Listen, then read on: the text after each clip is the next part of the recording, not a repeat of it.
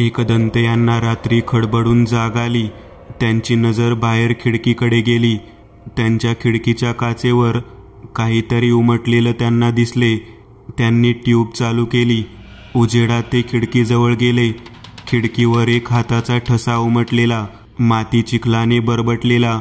ते त्याचे निरीक्षण करतच होते की इतक्यात ते दचकून काही पावले मागे सरकले। अचानक त्यांच्या समोरील काचेबाहेर त्यांना एक भयावह चेहरा दिसला आणि गायब झाला। त्यांनी घड्याळात वेळ पाहिली। रात्रीचे 3:30 वाजले होते। एकदंत यांचा वाईट शक्तींसोबत बऱ्याच वेळा सामना झाला होता, त्यामुळे त्यांना जाणवले हे जे काही घडते ते अनैसर्गिक आहे। पण एकदंत यांना असा अनुभव पहिल्यांदाच आलेला, कारण यावेळी कोणत्या तरी वाईट शक्तीने त्यांना थेट चेतावणीच दिलेली। पण एकदंत यांच्या घरात अशा शक्तींना थेट प्रवेश शक्य नव्हता, कारण त्यांच्या घरात सकारात्मक ऊर्जेचा प्रवाह होता। शिवाय त्यांच्या वडिलांनी काही सिद्ध गोष्टींचा वापर करून ते घर बांधले होते, तरी देखील ती वाईट शक्ती त्यांच्या खिडकीपर्यंत पोहोचू शकली। एकदंत यांना पूर्ण अंदाज आलेला की हे का होतंय, कारण आजच ते पल्लवी आणि सागर यांना भेटले होते। काही दिवसांपूर्वी पल्लवी आणि सागर यांचे लग्न झाले। एक टिपिकल अरेंज मॅरेज। आधी सागर पल्लवीला पाहायला गेला। पहिल्या भेटीत दोघांना एकमेकांचे विचार पटले। मग त्यानंतर पुन्हा काही वेळा ते दोघे भेटले आणि मग त्यांचे लग्न झाले। साखरपुडा आणि लग्न हे एकाच दिवशी पार पडले। लग्न होईपर्यंत सर्व काही व्यवस्थित चालले होते। लग्नानंतर ते देवाला गेले। घरात पाहुण्यांची गडबड, उत्साहाचे वातावरण होते। 2 दिवसांनी सत्यनारायण पूजा पार पडली। त्या रात्री खऱ्या अर्थाने त्यांच्या वैवाहिक जीवनाला सुरुवात होणार होती, कारण अरेंज मॅरेज असल्याने त्याआधी एकमेकांच्या जवळ यायचा काही प्रश्नच उद्भवला नव्हता। सागरच्या मनात एकाच वेळी अनेक गोष्टी चालू होत्या। गोंधळ उडालेला त्याचा। आणि तितक्यात पल्लवी रूममध्ये आली। येताना दरवाजा बंद केला। मग ती सागर शेजारी बसली। बराच वेळ त्यांच्या गप्पा सुरू होत्या। जवळ यायचे दोघांच्याही मनात होते, पण सुरुवात कोण करणार? सागर तिच्या जवळ सरकला। त्याने तिचा हात हातात घेतला। तितक्यात दिवे गेले। पूर्ण काळोखात ती खोली बुडून गेली। सागर तिला म्हणाला, थांब, इथेच बस, असं म्हणत त्याने शेजारी असलेल्या मोबाईलचा टॉर्च चालू केला आणि तो पल्लवीकडे वळला आणि त्याला भयानक धक्का बसला। तो मागे सरकत जवळपास कोसळला। पल्लवी शेजारी एक अर्धनग्न पुरुष बसलेला। जीर्ण केस, सुकलेला देह, कसली तरी फाटकी पॅन्ट, अंगावर माती लागलेली। पल्लवी खाली पाहत होती आणि तो पुरुष रागाने सागरकडे पाहत होता। सागरचा काही क्षण त्याच्या डोळ्यावर विश्वास बसला नाही। त्याने स्वतःचे डोळे चोळून पाहिले आणि डोळे उघडले तर समोर फक्त पल्लवी होती, पण तिची मान खालीच होती। सागर तिथूनच म्हणाला, पल्लवी, काय झालं? अशी का बसली आहेस? पण ती काहीच बोलली नाही। सागर तिच्या जवळ गेला। त्याने तिच्या खांद्यावर हात ठेवला आणि हलवून तिला विचारले, काय झाले पल्लवी? तसं ती दचकली। तंद्रीमधून जाग यावी तशी तिची अवस्था झाली। ती म्हणाली, काय झालं? सागर म्हणाला, काही नाही, तू बस इथे, मी बाहेरून मेणबत्ती आणि मोठा टॉर्च घेऊन येतो। रात्रीचे 12 वाजून गेलेले। सागर बाहेर गेला आणि टॉर्च, मेणबत्ती घेऊन परत आला, पण त्याच्या डोक्यात आता घडलेला प्रकारच होता। खोलीमध्ये आला आणि त्याने दार लावून घेतले। मोठा टॉर्च लावून त्याने एका कोपऱ्यात ठेवला। पल्लवी अजून तशीच बसलेली। तिचे मागून दिसणारे कमनीय शरीर त्याला तिच्याकडे आकर्षित करत होते। सागर तिच्या जवळ गेला, पुन्हा तिचा हात हातात घेतला, पण तिच्याकडून काहीच प्रतिसाद आला नाही। ती तशीच बसून होती। सागरला जाणवले तिचा हात पूर्ण थंड आहे। तिने मान वळवून त्याच्याकडे पाहिले। सागरने तिच्या चेहऱ्याकडे पाहिले आणि त्याला परत धक्का बसला. तिच्या डोळ्यातून रक्त येत होते. सागर घाबरला आणि दूर झाला. इतक्यात त्या खोलीत एका पुरुषाच्या रडण्याचा आवाज येऊ लागला. सागर घाबरून दाराकडे पळाला, पण दार उघडत नव्हते. तो मोठ्याने बाहेर आवाज देत होता, पण त्याचा काहीही परिणाम होत नव्हता. कसल्या तरी आवाजाने सागरचे लक्ष पलंगाकडे गेले. पलंग हालत होता. तितक्यात पल्लवी पलंगावर कोसळली. निश्चल पडली होती ती. सागर घाबरत तिच्या जवळ गेला. तिचा चेहरा पाहिला तर नेहमीसारखाच दिसत होता. मगाशी त्याने पाहिलेल्या रक्ताचा काही मागमूस नव्हता चेहऱ्यावर. सागरला समजत नव्हते त्याला जे दिसते ते सत्य आहे की भास. तो तिला हलवून उठू लागला. इतक्यात रूमची खिडकी आपोआप उघडली. जोराचा वारा सुटला होता. खिडकीतून केळीची काही पाने आत आली आणि सागरच्या पायाभोवती आपोआप गुंडाळली गेली. त्या अचानक बसलेल्या झटक्याने तो खाली कोसळला. त्याचे लक्ष पलंगाखाली गेले.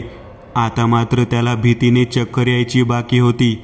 पलंगाखाली तोच पुरुष होता जो त्याला मगाशी दिसलेला. तो त्याच्याकडे रागाने पाहत होता. हळूहळू तो रांगत बाहेर आला. त्याचा तो भयावह अवतार पाहून सागरची शुद्ध हरपली. रात्री त्याला पुन्हा जाग आली. घड्याळात त्यावेळी 3 वाजले होते, पण यावेळी सागरचे पाय मोकळे होते. तो कसा बसा उठला. पलंगावर पल्लवी आस्ताव्यस्त पडली होती. तिच्या अंगावर ओरखडल्याच्या खुणा होत्या. सागर तिला उठवू लागला.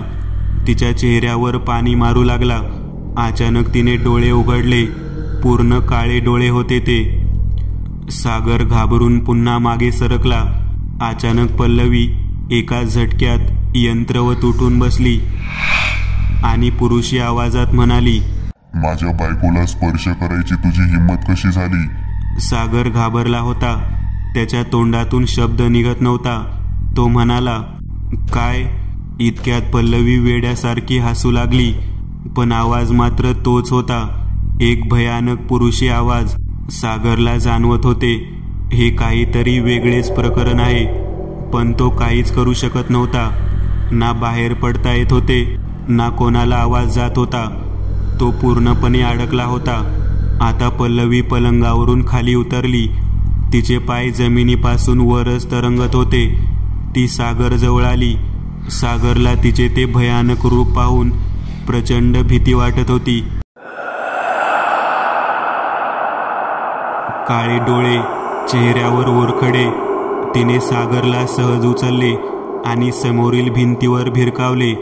सागर खाली पडला आणि बेशुद्ध झाला. पल्लवी तशीच फिरत येऊन पलंगावर झोपली आणि तिच्यासोबत पलंगावर होता तो. दुसऱ्या दिवशी सकाळी सागरला जाग आली. तो पलंगावर होता. आदल्या रात्रीच्या आठवणी ठळकपणे त्याच्या मनात उमटल्या. तो धावत दाराकडे गेला. दार उघडेच होते. तो बाहेर आला. घरात नेहमीसारखे वातावरण होते आणि त्याच्यासमोर पल्लवी आली. तिने लाजून त्याच्याकडे पाहिले. त्याला काही समजले नाही. तो विचारात पडला. रात्री तिच्या चेहऱ्यावर असणारे ओरखडे गेले कुठे? त्याने पल्लवीला बाजूला बोलावले आणि विचारले, नक्की काय चाललंय तुझं? रात्री तू कशी होती आणि आता अशी कशी काय?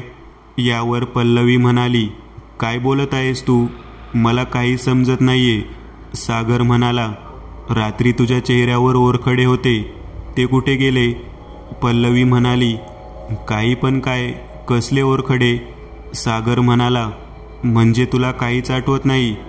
पल्लवी हसत म्हणाली, आठवतंय ना. रात्री 3 नंतर मी झोपलेली होते पलंगावर, तर तू माझ्या जवळ आलास, मला जवळ घेतलंस आणि... सागर ओरडतच म्हणाला, काय? मी? पल्लवी म्हणाली, असं का दचकत आहेस भूत पाहिल्यासारखं? बरं जाऊ दे, तुला काय जाते गप्पा मारायला आता? मला काम आहेत खूप. आणि ती निघून गेली. सागर आता विचारात पडला. त्याला काहीच आठवत नव्हते. त्याच्या मनात फक्त त्या भयावह आठवणी होत्या.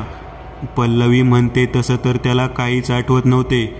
त्याने घरात कोणाला काही सांगितले नाही, कारण त्यालाच स्वतःवर विश्वास नव्हता, तर इतर कोणी त्याच्यावर विश्वास ठेवायची शक्यता कमीच होती. त्या दिवशी सर्व पाहुणे त्यांच्या घरी गेले. घरात सागर, पल्लवी आणि त्याचे आई बाबा इतकेच लोक राहिले. तो दिवस त्याचा अर्धवट धुंदीत आणि विचित्र मनस्थितीमध्ये गेला. रात्र झाली होती. पुन्हा तो झोपायला त्याच्या खोलीमध्ये आला. काही वेळातच पल्लवी देखील आली. ती दार लावत होती, पण सागर तिला म्हणाला, नको लावू दार. पल्लवी म्हणाली, अरे दार न लावून कसं चालेल, असं म्हणत तिने दार बंद केले. ती सागर जवळ येऊन बसली. खरं तर तिला स्पर्श करायची आता त्याच्यात हिंमतच नव्हती, पण यावेळी तिने सागरचा हात हातात घेतला. तसं खोलीमध्ये तड असा आवाज झाला आणि समोरील ट्यूब फुटली होती. पल्लवी घाबरून सागरच्या अजून जवळ आली. सागर उठला आणि त्याने बाहेरून झाडू आणला. सर्व काचा नीट गोळा करून फेकून दिल्या. खोलीमध्ये मोठा टॉर्च लावून काही वेळाने तो पुन्हा पलंगावर येऊन बसला. पल्लवी त्याची वाट पाहत होती, पण त्याचा निरुत्साह पाहून ती म्हणाली, असं काय करतोय तू? काल तर कसा होता आणि आज असा. यावर सागर म्हणाला, तू जे काही म्हणतेस ना ते मला काहीच नाही आठवते ग. पल्लवी म्हणाली, ही थट्टा करायची वेळ आहे का? सागर म्हणाला, थट्टा नाही, मी खरंच सांगतोय. पल्लवी काळजीने त्याच्या जवळ आली. त्याच्या खांद्यावर हात ठेवून म्हणाली, काय झालं सांग मला. इतक्यात अचानक खिडकीची पाले उघडली. जोरात हवा सुटली आणि पल्लवीने सागरला जोरात धक्का दिला. सागर खाली पडला. जरासा उठत त्याने मागे पाहिले. पल्लवी हवेमध्ये आडवी झालेली. तिचे पाय आणि हात खाली लटकत होते. सागर उठायचा प्रयत्न करू लागला. तशी काही केळीची पाने त्याच्या शरीराभोवती गुरफटली. सागर पुन्हा खाली पडला. सागरला काही समजायच्या आतच पल्लवी हवेत सरळ झाली आणि सागरकडे पाहिलं. सागरला पल्लवीचे तेच रूप दिसले जे त्याने आदल्या रात्री पाहिलेले. विद्रूप चेहरा, विस्कटलेले केस आणि पुन्हा पल्लवी पुरुषी आवाजात तेच म्हणाली, माझ्या बायकोच्या जवळ जायची तुझी हिंमत कशी झाली? सागरला काही समजत नव्हते. ती रागाने सागर जवळ आली. तिचे शरीर हवेतच होते. तशीच ती सागरच्या चेहऱ्यासमोर झुकली. तिच्या तोंडातून रक्त गळत होते, पण चेहऱ्यावर एक राग होता. हिडीस हास्य होते. सागरची बोबडीच वळली. त्याचे भान पूर्ण हरपले. दुसऱ्या दिवशी त्याला जाग आली. खोलीमध्ये पल्लवी नव्हती. सागर उठून बाहेर आला. त्याची आई मालती समोरच होती. सागरला पाहून त्या म्हणाल्या, अरे किती उशीर, आणि पल्लवी का उठली नाही अजून? सागरला धक्काच बसला. तो म्हणाला, काय? अगं पल्लवी नाही आतमध्ये. यावर मालती म्हणाली, अरे ती बाहेरच नाही आली सकाळपासून. सागर आता विचारात पडला, कारण रात्री ज्या परिस्थितीमध्ये पल्लवी होती ते सागरने पाहिले होते आणि आता ती घरात नव्हती. तो म्हणाला, मग ही गेली कुठे? आपण पाहूयात आजूबाजूला. सागर, त्याचे वडील, मालती सर्वजण पल्लवीला शोधत होते. सागरच्या बाबांनी पल्लवीच्या माहेरी फोन करून पाहिला, पण ती तिकडे देखील नव्हती. काही वेळाने पल्लवीचे आई बाबा देखील आले. ते पोलिसांकडे तक्रार करायला जाणारच होते. तोच दुपारी 12च्या दरम्यान पल्लवी घरी आली. गलीत गात्र झालेली, अंगाला माती लागलेली. तिला ठिकठिकाणी खरचटले होते. तिला पाहून सागर धावतच दाराकडे गेला आणि तिला धरून घेऊन आला. तिला सोफ्यावर बसवले. सर्वांच्या मनात अनेक प्रश्न होते, पण पल्लवी उत्तर द्यायच्या अवस्थेमध्ये नव्हतीच. ती सुन्न झालेली, गोंधळलेली. तिला पाणी दिले. काही वेळाने ती शांत झाली. मग मालतीने तिला विचारले, अगं कुठे होतीस तू आणि ही काय अवस्था केलीये? पल्लवी काहीच बोलली नाही. तिच्या आईबाबांकडे पाहत राहिली. तिचे बाबा म्हणाले, अगं झोपेत चालत गेलेली का कुठे? पल्लवीने मान हलवली, पण तिच्या वागण्यात साशंकता होती.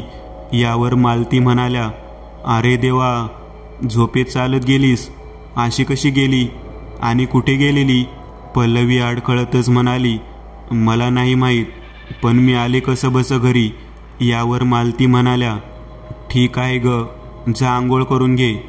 काही वेळाने पल्लवी आवरून बाहेर आली, पण तिच्यात उत्साह दिसत नव्हता. सागर सोबत देखील ती नीट बोलत नव्हती. असं वाटत होतं तिच्या मनात काहीतरी आहे जे बोलता येत नाही. आतल्या आत ती घुसमटत होती. सागरला तिच्यातील हा बदल जाणवला आणि त्याला 2 रात्री आलेले अनुभव तर ताजेच होते. त्यामुळे त्याने आईला सर्व सांगायचे ठरवले. तो मालतीजवळ गेला आणि त्यांना घडलेला सर्व प्रकार मोजक्या शब्दात सांगितला. मालतीने कपाळाला हात मारला आणि म्हणाल्या, अरे मग हे कालच नाही का सांगायचं? यावर सागर म्हणाला, मला खात्री नव्हती तुम्ही माझ्यावर विश्वास ठेवाल की नाही. मालती म्हणाल्या, अरे पण हा प्रकार साधा नाहीये सागर, नक्की ही बाहेरची बाधा आहे.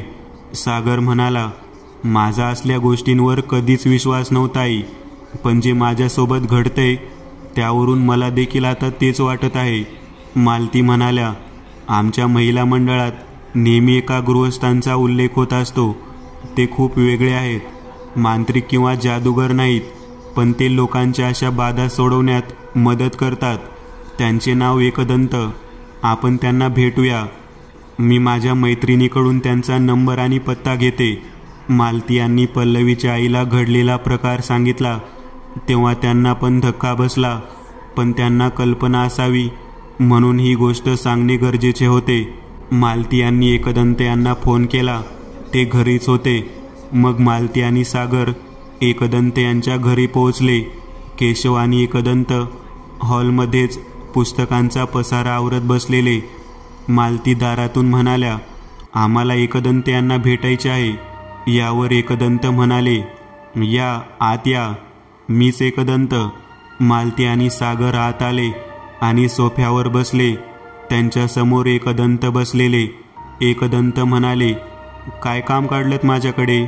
यावर सागरने घडलेला प्रकार थोडक्यात त्यांना सांगितला. एकदंत म्हणाले, इतकंच घडलंय की अजून काही सांगायचंय तुला सागर? सागरला लाज वाटत होती, पण तरी त्याने तो प्रसंग सांगितला. त्याला काहीही आठवत नव्हते, पण पल्लवीने त्याला सांगितलं होतं. एकदंत म्हणाले, असं? मला आता तरी काही समजत नाहीये. मी तुमच्या घरी येतो आता, मग तिथे बाकीच्या गोष्टी बोलू.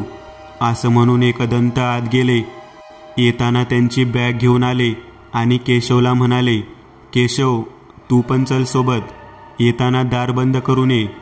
काही वेळातच एकदंत, केशव, मालती, सागर त्यांच्या घरी आले. त्यांच्या घराच्या हॉलमध्ये सर्वजण बसले. एकदंत म्हणाले, जे काही घडले आहे ते तुम्हाला माहीतच आहे. मला देखील कल्पना नाही हे काय आहे. मला त्यासाठी ध्यान करायला लागेल, पण आता रात्र होत आलीये, त्यामुळे आजची रात्र तुमच्या सुरक्षिततेची काळजी घ्यायला आलोय मी.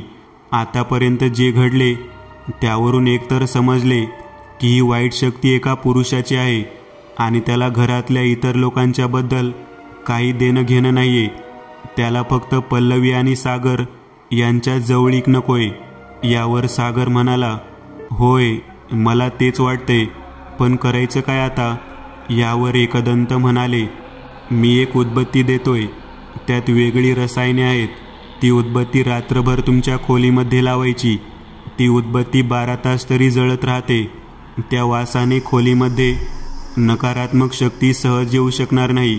आणि दुसरं म्हणजे तुमच्या पलंगाभोवती मी करेच्या पाण्याने रिंगण आखणार आहे. जरी ती शक्ती खोलीमध्ये आली तरी तुमच्या जवळ येऊ शकणार नाही. हो, पण अट हीच राहील की तुम्ही पलंगावरून खाली उतरायचे नाही रात्रभर. सागर म्हणाला, हो ते आम्ही नक्की करू. या, आमची खोली दाखवतो तुम्हाला. एकदंत सागरच्या खोलीमध्ये गेले. तिथे ते रिंगण आखले आणि उदबत्ती सागरकडे दिली आणि पुन्हा ते घरी निघाले. पण जाताना म्हणाले, मी उद्या सकाळी येईल, तोपर्यंत काळजी घ्या. जसजशी रात्र होत गेली सागरची भीती वाढत होती, पण एकदंत यांनी दिलेली उदबत्ती त्याने खोलीमध्ये लावली. सागर आणि पल्लवी पलंगावर पडून राहिले. झोप तर येणारच नव्हती. त्यांना सुरक्षित असल्याचा अनुभव येत होता. पल्लवी म्हणाली, हे काय चाललंय यार, इतकं विचित्र. सागर म्हणाला, अगं मी पण तोच विचार करतोय, पण आपल्या मर्यादा आहेत. आता तरी आपण आराम करायचा प्रयत्न करू. तू चुकून पण पलंगावरून खाली उतरू नको हां. पल्लवी म्हणाली, हो रे, नाही उतरणार मी, काळजी नको करू, जरा झोप तू. असे म्हणत दोघांना काही वेळ झोप लागली. आत उदबत्ती जळत होती. एका सकारात्मक दर्पाने ती खोली भरलेली, पण त्याचवेळी खिडकीच्या काचेतून तीच पुरुषी आकृती आत येत होती. आधी त्याचे हात आत आले. आत्माच होती ती. भौतिक बंधने त्याला लागू नव्हती. काचेतून तो आरपार येत होता.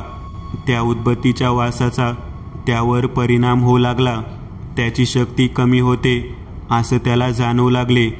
तरीही तो पलंगाजवळ जात होता, पण त्याला तिथे पोहोचता आले नाही. त्याच्या चेहऱ्यावर राग दिसत होता. तो आला तसाच खिडकीतून बाहेर पडला. त्याला समजले होते हा अडथळा कोणी निर्माण केला ते.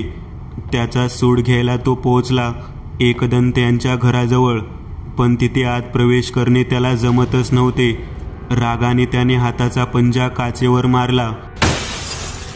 आता एकदंत यांना कल्पना होती की ही तीच शक्ती आहे, पण आजवर कोणत्याही शक्तीने त्यांचा असा पाठलाग केला नव्हता. हे प्रकरण वेगळे आहे याची त्यांना जाणीव झालेली. आणि ध्यान करताना हे देखील जाणवलं होतं की पल्लवी आणि त्या वाईट शक्तीचा काहीतरी संबंध आहे. दुसरी गोष्ट म्हणजे त्यांच्यापासून काहीतरी लपवलं जात होतं. एकदंत पुन्हा झोपी गेले. दुसऱ्या दिवशी सकाळी उठले तेव्हा ते घराच्या मागील बाजूस गेले. जिथे ती खिडकी होती तिथल्या काचेवर जी माती लागली होती ती त्यांनी काढून एका कापडात घेतली आणि ते पुन्हा घरात आले. त्यांनी ती माती हातात धरून काही वेळ डोळे बंद करून ध्यान केले. त्यांना काही गोष्टी अर्धवट समजल्या. मग ते सागरच्या घरी आले. सकाळचे 11 वाजले होते. सागरच्या घरी सर्वच जण होते, पल्लवीचे आई बाबा देखील. एकदंत यांनी थेट मुद्द्याला हात घातला आणि पल्लवीला विचारले, या लग्नाआधी कोणत्या मुलासोबत काही होते? यावर पल्लवीने नकारार्थी मान डोलावली. एकदंत पुन्हा म्हणाले, मग हे लग्न होण्याआधी असं काही घडले आहे का जे तुम्ही मला सांगितले नाही? यावर मात्र पल्लवी आणि तिच्या आईवडिलांचे चेहरे बदलले. त्यांचे हे बदललेले भाव एकदंत यांच्या चाणाक्ष नजरेने बरोबर टिपले. ते पुन्हा म्हणाले, काही असेल तर सांगा, कारण तुमच्या मुलीलाच धोका आहे यात. यावर पल्लवीची आई म्हणाली, खरं तर आम्हाला आमची लाज वाटते, पण झालं असं की पल्लवीच्या पत्रिकेत मंगळ आहे आणि सागरच्या पत्रिकेत नाही. पण आम्हाला हे स्थळ हातचे जाऊ द्यायचे नव्हते, म्हणून आम्ही खोटी पत्रिका बनवली आणि सागरच्या पत्रिकेशी जुळवली. पण आमच्या मनात होतं की या मंगळाचा त्रास तिच्या पुढील आयुष्यात होऊ नये, म्हणून त्याचे निवारण करण्यासाठी आम्ही आमच्या गुरुजींना भेटलो. तेव्हा ते म्हणाले की हिचं लग्न आधी पिंपळ किंवा केळीच्या झाडासोबत करा, मग तिला पुढे काही त्रास होणार नाही. पण आम्हाला ही गोष्ट कुणाला कळू द्यायची नव्हती. त्यामुळे आम्ही कुठंतरी लांब असलेले केळीचे झाड शोधले आणि एका रात्री त्या झाडासोबत पल्लवीचे लग्न लावले. एकदंत म्हणाले, असं आहे तर म्हणजे जर का त्याआधी पल्लवीचे काही नसेल तर या प्रसंगामुळे नक्की काहीतरी झाले आहे. यावर पल्लवीची आई म्हणाली, आम्ही खोटं बोललो त्याबद्दल सर्वांची माफी मागतो आम्ही, पण आमच्या मुलीला काही बोलू नका, कारण ती नको म्हणत होती. पण आम्ही तिला हे जबरदस्ती करायला सांगितले आणि शिवाय शपथ घातली की हे कोणाला सांगायचे नाही. यावर मालती म्हणाल्या, ठीक आहे हो, आम्ही या गोष्टी नाही मानत फार, पण आता आपल्याला या त्रासातून सुटलं पाहिजे. इतका वेळ शांत असलेली पल्लवी बोलली, त्या दिवशी मी रात्रभर घरी नव्हते. जेव्हा मला जाग आली तेव्हा मी त्याच केळीच्या झाडाखाली पडलेले, पण हे सर्व घडलेले त्यामुळे मी घरी खरं सांगू शकत नव्हते. यावर एकदंत म्हणाले, मग तर एक गोष्ट स्पष्ट झाली, हे जे काय आहे ते त्या केळीच्या झाडासोबत निगडीत आहे, कारण सागरला देखील 2 वेळा केळीच्या पानांनी गुरफटले होते. आता मला ते केळीचे झाड दाखवा, मग ठरवू काय करायचे ते, काही वेळातच एकदंत, केशव, सागर आणि पल्लवीचे बाबा तिथे त्या झाडाजवळ पोहोचले. आजूबाजूला एकदंत पाहत होते आणि म्हणाले, हा भाग पाहता दूरवर कुठेही केळीचे झाडे नाही. मग हे एकच झाड का आहे इथे? काहीतरी वेगळे आहे नक्कीच. सागर म्हणाला, केळीच्या झाडावर भूत असते असे तर कधी ऐकण्यात पण आले नाही. एकदंत म्हणाले, सागर, तू खोदकाम करणाऱ्या लोकांना बोलावून घे इथे. आपल्याला हे झाड तोडून त्या खाली खोदावे लागेल. काही वेळाने खोदकाम करणारे लोक आले. तोपर्यंत एकदंत यांनी त्या झाडाच्या काही अंतरावर करेच्या पाण्याने रिंगण आखले. मग त्या लोकांनी त्या झाडाच्या कडेनी खोदायला चालू केले. 1 फूट खोदल्यावरच त्यांना तिथे तुटलेली मानवी हाडे सापडली आणि ती हाडे झाडाच्या एकदम बुंध्याजवळच होती. आणि तसेच खोदताना बुंध्याच्या दुसऱ्या बाजूला मानवी कवटी सापडली. एकदंत यांनी खोदकाम थांबवले. ते झाड तोडून बाहेर काढायला सांगितले. झाड उपसून बाहेर काढले तेव्हा त्यांनी काही वेळ निरीक्षण केले. तेव्हा त्यांच्या लक्षात आलं की हे झाड त्या सांगाड्याच्या पोटातून बाहेर आले आहे. आजूबाजूला हाडांचा खच पडलेला. त्या झाडाच्या मुळ्यामध्ये पाठीच्या कण्याचे भाग होते. एकदंत यांना आता सगळी गोष्ट समजली. त्यांनी तिथल्या लोकांना सांगून पूर्ण माती चाळून हाडे वेगळी करण्यास सांगितले. तो पूर्ण मानवी सांगाडा त्यांना मिळाला होता. संध्याकाळ होत आलेली. एकदंत म्हणाले, माझ्या ओळखीचे क्रियाकर्म करणारे गृहस्थ आहेत, त्यांना मी बोलावून घेतो. एकदंत यांचे काय चालले होते हे इतर कोणाला फार लक्षात येत नव्हते. संध्याकाळच्या 7 वाजता ते गृहस्थ आले. त्यांना पाहून एकदंत म्हणाले, हा हाडांचा खर पाहताय ना, त्यावर यथासांग क्रियाकर्म करायचे आहे तुम्हाला. अग्नी देखील द्यायचा आहे. त्या गृहस्थांनी सर्व क्रियाकर्म केले आणि त्या हाडांना अग्नी देण्यात आला. त्याची राख एका फडक्यात गोळा करून घेतली. ते गृहस्थ त्या राखेचे विसर्जन करणार होते, त्यामुळे ते ती राख सोबत घेऊन गेले. एकदंत यांनी केशवला त्यांच्या घरी पाठवून दिले आणि सागर सोबत ते घरी निघाले. रात्री 10 वाजता सर्वजण परत घरी आले. त्यावेळी एकदंत म्हणाले, तो आत्मा आता मुक्त झाला असेल, पण तरीही आजची रात्र तुम्ही काळजी घ्या.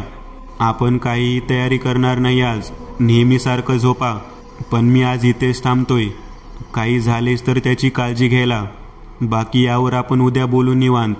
जेवण करून सर्वजण झोपी गेले. सागर आणि पल्लवीला भीतीने झोप लागत नव्हती. कशीबशी ती रात्र पार पडली. काही वेगळे घडले नाही. दुसऱ्या दिवशी सकाळी एकदंत यांनी केशवला फोन केला. तिकडे देखील सर्व काही नीट होते. मग सकाळी हॉलमध्ये सर्वजण एकदंत यांच्या सोबत बसले आणि मग एकदंत म्हणाले, सगळं काही नीट राहिलं ना रात्री? यावर सर्वांनी माना डोलावल्या आणि सागर म्हणाला, आम्हाला अजून नीटसं समजलं नाही काही, तुम्ही सांगाल का? यावर एकदंत म्हणाले, हो, नीट आहे का? कोणातरी माणसाचा खून करून तो उघडकीस येऊ नये म्हणून त्याला तिथे पुरण्यात आलेले. तो तरुण वयात आलेला होता, पण त्याचे लग्न झाले नव्हते. दुसरी गोष्ट म्हणजे त्याने बी असलेले केळ खाल्ले होते आणि त्यानंतर काही वेळातच त्याचा खून झाला आणि त्याला लगेचच पुरण्यात आले. मृत्यूनंतर माणसाच्या सर्वच प्रतिक्रिया, हालचाली थांबतात, तसेच पचन देखील थांबते आणि त्याच्या पोटात त्या केळीच्या बिया तशाच होत्या. शरीर थेट मातीत मिसळले की 5-6 दिवसात मातीमधली जीव मांस संपवून टाकतात. त्यामुळे निसर्गाचा चमत्कार म्हणा किंवा अजून काही, त्या केळीच्या बीमधून झाड उगवले आणि कदाचित तेव्हा पावसाळा असेल म्हणून त्या झाडाला पोषण मिळत गेले आणि ते मोठे झाले. पण त्या मुलाचा आत्मा मात्र त्या झाडाला बांधला गेला, कारण ते झाडच त्याच्यातून उगवलेले. आणि तुम्ही त्या झाडाशी पल्लवीचे लग्न लावलेत, सर्व लग्नाचे विधी केले. ते त्या झाडाबरोबरच त्या आत्म्यासोबत देखील झाले. त्या आत्म्यानेच तिच्यासोबत फेरे घेतले आणि त्या आत्म्याच्या अनेक इच्छा अपूर्ण होत्या, त्यामुळे त्याने पल्लवीला त्याची पत्नी समजले. त्यांचे खरंच लग्न झाले होते, पण जेव्हा सागरने तिला स्पर्श करण्याचा किंवा तिच्या जवळ जाण्याचा प्रयत्न केला तेव्हा मात्र त्या आत्म्याला ते सहन झाले नाही आणि त्याने असा त्रास दिला आणि त्याला जी पल्लवीबद्दल ओढ होती त्यातून तो अजूनच शक्तिशाली झाला होता.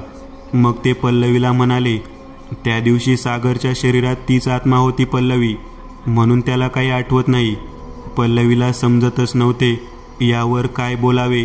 ती म्हणाली, पण मग आता? एकदंत म्हणाले, जे घडले त्यात सागरचे शरीर होते, त्यामुळे काही वाईट परिणाम होणार नाहीत. अजून महत्त्वाचं म्हणजे त्या आत्म्याच्या शरीराचे योग्य क्रियाकर्म झालेले आहे आता, त्यामुळे आता तो मुक्त झालाय. आता तुला काही धोका नाही. आणि त्याच्या अस्थी तशाच होत्या, त्यामुळे त्याला मुक्ती मिळत नव्हती. जेव्हा माझ्या घरी काचेवर मला माती मिळालेली, त्यावरून मला अंदाज आलेले हे मातीसोबत निगडीत आहे. आणि जेव्हा ते झाड पाहिले तेव्हाच मला समजलं की ते झाड पछाडलेले आहे आणि त्या आत्म्याशी निगडीत जे काय आहे ते जमिनीत पुरलेले असणार ते. म्हणून तर मी खोदकाम करायला सांगितले. सागर म्हणाला, खरंच तुम्ही खूप मोठ्या संकटातून वाचवले आम्हाला. तुमचे आभार कसे मानावे हेच समजत नाहीये.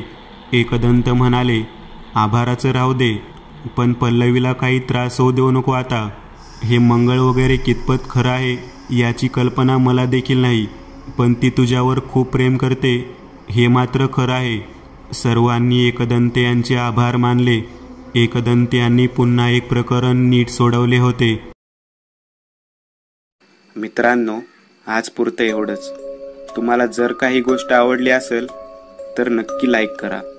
तुमच्यापैकी बरेचसे जण व्हिडिओ लाईक न करताच पळून जातात, पण हा जर व्हिडिओ तुम्ही लाईक केला तर मला जरा बरं वाटेल आणि असेच भारी भारी व्हिडिओ बनवायची माझ्यात एनर्जी येईल. त्यामुळे नक्की लाईक करा. आणि अजूनही कोणी या चॅनलला सबस्क्राईब केलेलं नसाल तर लगेच सबस्क्राईब करून टाका. आणि बाजूची घंटी ती मात्र दाबायला विसरू नका. देवाची घंटी आहे ती. चला तर मग पुन्हा भेटूया अशीच एक आगळी वेगळी गोष्ट घेऊन पुढच्या